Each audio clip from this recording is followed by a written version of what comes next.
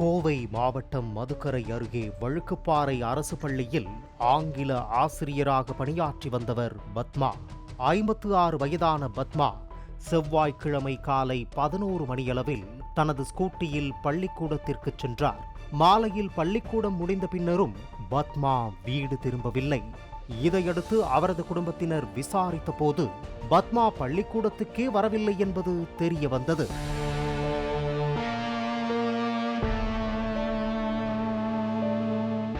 உடனடியாக ஆசிரியை பத்மா காணவில்லை என்று மதுக்கரை காவல் நிலையத்தில் புகார் அளிக்கப்பட்டது. ஆசிரியை ஓட்டிச் சென்ற ஸ்கூட்டி நாச்சிப்பாளையம் பகுதியில் அனாதையாக நிற்பதை புதன்கிழமை காலை போலீசார் கண்டுபிடித்தனர்.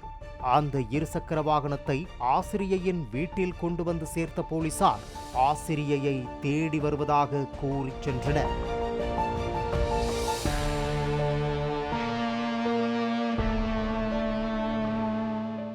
அடுத்த சிறிது நேரத்தில் நாச்சிப்பாளையத்தில் ஆள் நடமாட்டம் இல்லாத குப்பை கிடங்கு பகுதியில் தீயில் எரிந்த நிலையில் கரிக்கட்டை போல கிடந்த சடலம் ஒன்றை திருநாய் கவ்வி இழுத்துச் செல்வதாக போலீசுக்கு தகவல் தெரிவிக்கப்பட்டது. விரைந்து சென்ற போலீசார் அந்த பகுதியில் கருகிய நிலையில் கிடந்த சடலத்தை கைப்பற்றி விசாரித்தனர். காவல்துறையினரின் முதற்கட்ட விசாரணையில் அங்கு கருகி கிடந்தவர் மாயமான ஆசிரியை பத்மா என்பது தெரிய வந்தது. அவர் சடலமாக கிடந்த 500 மீட்டருக்கு முன்பாகத்தான் அவரது இருசக்கர வாகனம் மீட்கப்பட்டதாக போலீசார் தெரிவித்தனர். ஆனால் அருகில் பெட்ரோல் கேனோ மண்ணெண்ணெய் பயன்படுத்தியதற்கான தடயமோ சிக்கவில்லை.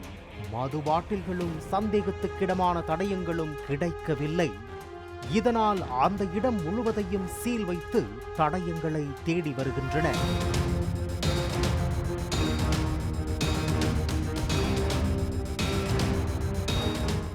பத்மாவின் குடும்பத்தினரிடம் நடத்திய விசாரணையில் அவருக்கு ஒரு மகன் மற்றும் மகள் இருப்பது தெரிய வந்தது.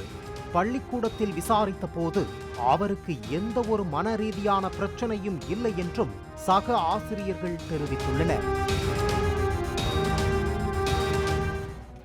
மாவட்ட காவல் கண்காணிப்பாளர் கார்த்திகேயன் சம்பவ இடத்தில் நேரில் சென்று ஆய்வு செய்துவிட்டு பின்னர் செய்தியாளர்களிடம் கூறும்போது, இது சந்தேக மரணம் என்ற அடிப்படையில் வழக்கு பதிவு செய்யப்பட்டு விசாரணை நடைபெற்று வருகிறது.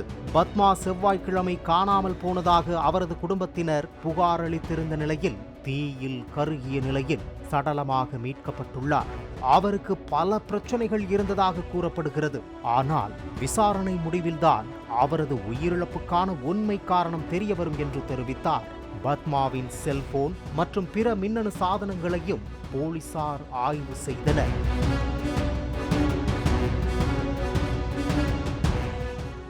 இந்நிலையில் செவ்வாய்க்கிழமை காலை 11 மணியளவில் வீட்டிலிருந்து பத்மா தன்னுடைய இருசக்கர வாகனம் மூலம் கிளம்பிச் சென்ற சிசிடிவி காட்சியை வைத்து அவர் எங்கே சென்றார், அதன் பின்னர் என்ன நடந்தது, இந்த சம்பவம் கொலையா அல்லது தற்கொலையா என்ற கோணத்தில் போலீசார் விசாரித்து வருகின்றனர்.